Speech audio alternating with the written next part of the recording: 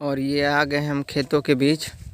काफ़ी हमारे राज्य में ठंड पड़ रही है, ज़ोरदार कड़ाके की ठंड। और ये आलू के खेत हैं। दूर दूर तक आपको, जहाँ तक आपकी नज़र जाएगी, आलू के खेत ही खेत।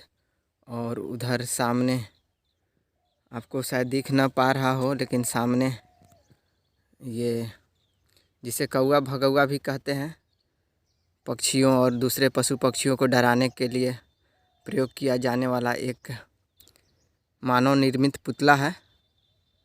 मानव के स्वरूप अनुसार, आकार अनुसार। और ये कुछ परिदृश्य है हमारे गांव में। हम अभी अवस्थित हैं आलू के खेतों के बीच, आलू के फसलों के बीच। आपकी दूर दूर तक जहां तक नज़र जाएगी, बस खेत ही खेत और धुंध की चादर में ओढ़े ये आलू के खेत। और काफ़ी ठंड पड़ रही है हमारे राज्य में। दृश्यता काफ़ी कम है, काफ़ी दृश्यता कम है, विजिबिलिटी। और सामने आप देख भी पा रहे होंगे कैमरे की नज़र से, तो खैर उतना दिख भी नहीं रहा होगा आप लोगों को। पारदर्शिता बिल्कुल नगण्य है। और इस वक्त हम अवस्थित हैं आलू के खेतों के बीच, और इधर मैं रहा। और सामने से आप देख पा रहे होंगे काफ़ी आलू के खेत हैं, आलू की फसलें। दूर दूर तक आपको आलू की फसलें आपको नज़र आ रही होंगी। और दृश्यता बहुत कम है। सामने से कुछ नज़र आ रहे होंगे आपको बोरवेल, कुआं। मूलतः ये कृषि के संबंधित सिंचाई में काम आती है ये बोरवेल, जो कि डीजल चलित यंत्र है। बोरवेल डीजल से ये चलता है, डीजल ईंधन के द्वारा। और सामने आपको एक कुआं भी नज़र आ रहा होगा, जिसे हम लोग स्थानीय बोलचाल की भाषा में इंदार कहते हैं। ये कुआं अब तो उपयोग में नहीं आता है, और पानी तो आपको शायद दिख जाए। पानी थोड़ा बहुत ही, सच बोलूँ तो मित्रों, दिशा का भी अंदाज़ा नहीं मिल रहा है। दिशा भ्रम हो रहा है मुझे, किधर से मुझे निकलना है खेतों के बीच से। दिशा भ्रम भी हो रहा है, इतनी विजिबिलिटी कम है, दृश्यता कम है। और इधर मैं रहा, दृश्यता बहुत ही कम है, बहुत ही नगण्य। तो सामने से ये कुछ खेत आपको नज़र आ पा रहे होंगे। इस वक्त हम हैं आलू के फसलों के बीच, और काफ़ी कड़ाके की ठंड पड़ रही है।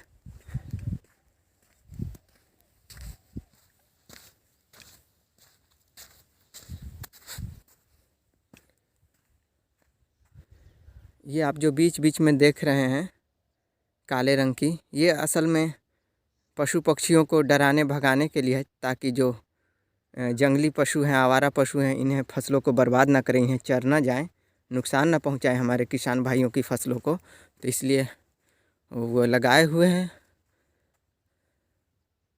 ये आलू की फसल, इस साल आलू की फसल लगभग ठीक ही है। और मैं उम्मीद करता हूँ किसान भाइयों को बेहतर लाभ मिले फसल का।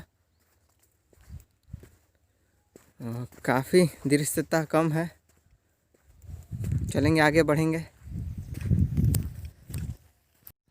आपको मूलतः संभवतः कुछ नज़र तो नहीं आ रहा होगा, लेकिन मुझे भी दृष्टि भ्रम हो रही है। मुझे भी दृष्टि भ्रम हो रही है, किस प्रकार से खेतों के बीच से निकला जाए। दिशा का अंदाज़ा नहीं लग पा रहा है, लेकिन मेढ़ों के रास्ते, पगडंडियों के सहारे हम उसे श्रवण करते हुए आगे बढ़ रहे हैं। संभवतः ये हमें खेत से बाहर ले जाए। इस पगडंडी के माध्यम से आगे से शायद मुड़ना है। जी हाँ, आगे से मुड़ जाएंगे। ये निकल गए हम इधर, और सामने से कुछ फसलें हैं सरसों की, जिसे हम लोग तोरी भी कहते हैं।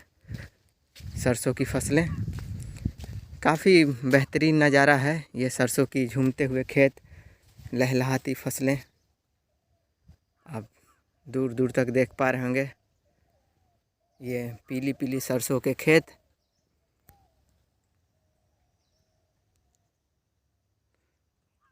काफ़ी आँखों को सुकून दे रहे हैं। ऐसा मानो कि जैसे आपस में अटखेलियाँ कर रही हों फसलें। पीले पीले आप जी ये सरसों के खेत हैं, इसके फूल काफ़ी लुभावने और मन आत्मा को तृप्त कर रहे हैं।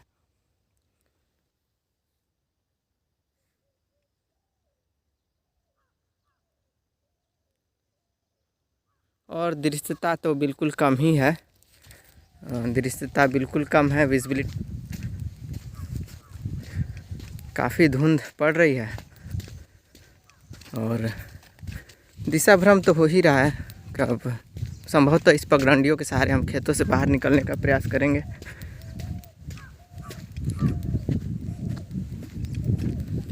और इधर रास्ते सामने से भी आपको सरसों के पीले पीले फूल, हरे भरे खेत नज़र आ रहे होंगे।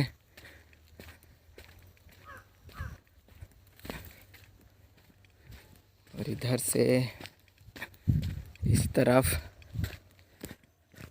काफ़ी हमारे राज्य में धुंध, कड़ाके की ठंड, कुहासा, ये सब प्राकृतिक मौसम है। और मौसम में परिवर्तन होना, ऋतु में परिवर्तन होना लाजमी भी है। ऋतु परिवर्तन से ही प्रकृति का संतुलन बना रहता है। ऋतु परिवर्तन तो ये प्राकृतिक का नियम है।